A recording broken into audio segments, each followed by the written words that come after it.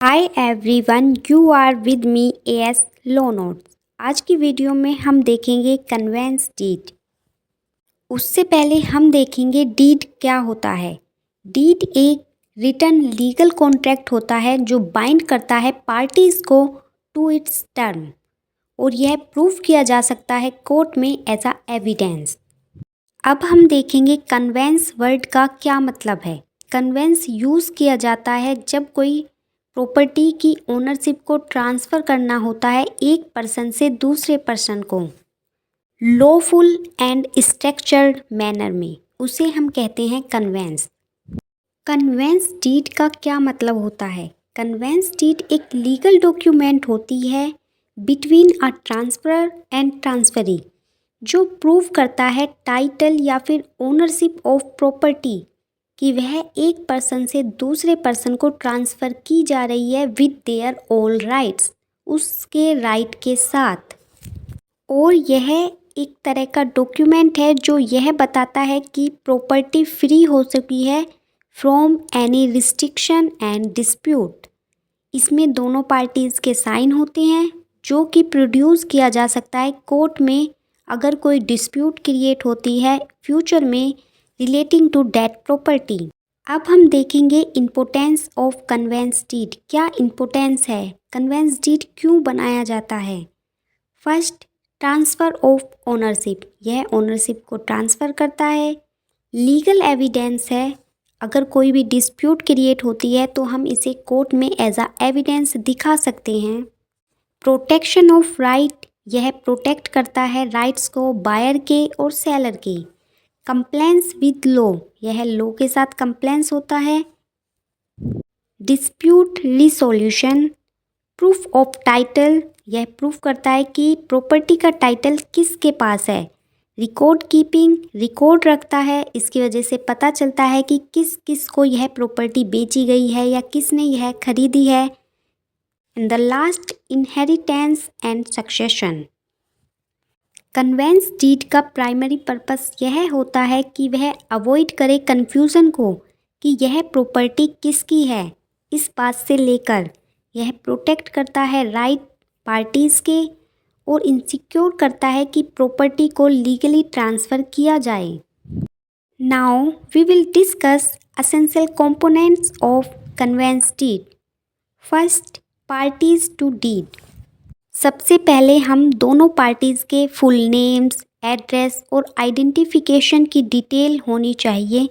Second, property description, property का description होना चाहिए including area, location, boundaries, identify number, जिसे हम हिंदी में खाता नंबर भी कहते हैं।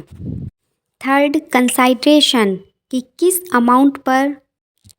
किस अमाउंट पर सेलर और बायर के बीच में प्रॉपर्टी की डीलिंग हुई है, किस अमाउंट पे बेची जा रही है प्रॉपर्टी, किस अमाउंट पे खरीदी जा रही है और पेमेंट कैसे की जाएगी, यह डिटेल होनी चाहिए। फोर्थ, रिसाइटल, इसमें यह बताना होगा कि कैसे वेंडर के पास ये प्रॉपर्टी आई, मतलब कि बैकग्राउंड इन्फॉर्मेशन होनी चाहिए प्रॉपर्टी के बारे में कि वह कैसे खरीदी गई और किस पर्सन से खरीदी गई। फिफ्थ, ऑपरेटिव पार्ट, इसके अंदर ट्रांसफ़र ऑफ प्रॉपर्टी का स्टेटमेंट होना चाहिए और स्टेटमेंट यह होना चाहिए कि सभी राइट दूसरी पार्टी को ट्रांसफ़र किए जा रहे हैं जो इसको खरीद रहा है। सिक्स, वारंटीज़ होनी चाहिए कि यह लीगली प्रॉपर्टी उस पर्सन की है जो इसको बेचना चाहता है, मतलब उसके पास इसकी ओनरशिप है। सेवंथ, कवेनेंट्स, सेलर के द्वारा बायर को प्रॉमिस किया जाता है regarding the responsibility of property and property condition.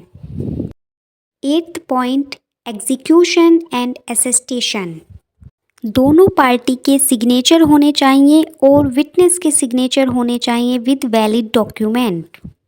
Ninth, registration detail, जिस दिन रजिस्ट्रेशन किया गया उस दिन की डेट, टाइम और प्लेस कि कहाँ पर रजिस्ट्रेशन किया गया है और registration number. And tenth point, additional close, अगर दोनों पार्टी कोई स्पेशल कंडीशन रखना चाहती हैं तो वह भी मेंशन किया जाना चाहिए। तो एक वैलिड कन्वेंस डीड में ये एसेंशियल कंपोनेंट्स होने चाहिए, तभी एक वह वैलिड और लीगल कन्वेंस डीड बनेगी। अब हम देखेंगे modes of conveyancing. In drafting and pleading there are several mode of conveyancing that lawyer use to transfer property right. First, sale deed. यह एक डॉक्यूमेंट है जो ट्रांसफ़र करता है ओनरशिप को प्रॉपर्टी की from seller to buyer. Next, gift deed. यह एक डॉक्यूमेंट है जो ट्रांसफ़र करता है ओनरशिप ऑफ प्रॉपर्टी को from donor to donee without any consideration. बिना कोई कंसाइड्रेशन मतलब बिना किसी मनी के।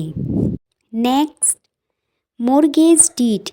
मॉर्गेज डीड एक डॉक्यूमेंट है जो क्रिएट करता है charge on a property in favour of lender. यह यूज़ की जाती है सिक्योर करने के लिए लोन को। Fourth, lease deed.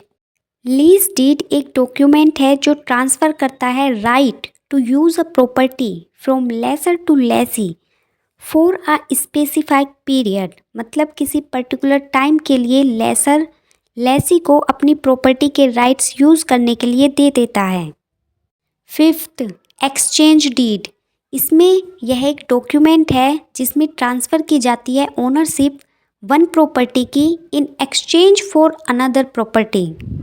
एक प्रॉपर्टी के बदले में दूसरी प्रॉपर्टी की ओनरशिप को ट्रांसफ़र करने के लिए हम एक्सचेंज डीड यूज़ करते हैं। Next, partition deed. Partition deed एक डॉक्यूमेंट है जो डिवाइड करता है प्रॉपर्टी को अमंग को ओनर्स। ये हमारे कन्वेंस डीड के मोड्स हैं। लॉयर्स इन मोड में से चूज़ करते हैं appropriate mode of conveyancing to achieve the desire outcome. सभी मोड का अपना खुद का एक स्पेसिफाइड रिक्वायरमेंट होती है, इम्प्लीकेशन होती है जो लॉयर्स के द्वारा की जाती है ताकि ओनरशिप को वैलिडली ट्रांसफ़र किया जा सके। अब हम देखेंगे कि कौन से डॉक्यूमेंट की रिक्वायरमेंट होती है for conveyance deed. First, sale agreement. Second, property card. Third, proof of identity. Fourth, stamped duty payment receipt. Fifth, property tax receipt. Sixth, previous deed if any. Seventh, no objection certificate अगर कोई है तो। Eighth, a draft conveyance deed. And ninth, encumbrance certificate. इन document की requirement होती है जब भी हम कन्वेंस डीड बना रहे हैं तो। जो भी डॉक्यूमेंट हैं वे सभी वेरीफाइड होने चाहिए फॉर एक्यूरेसी।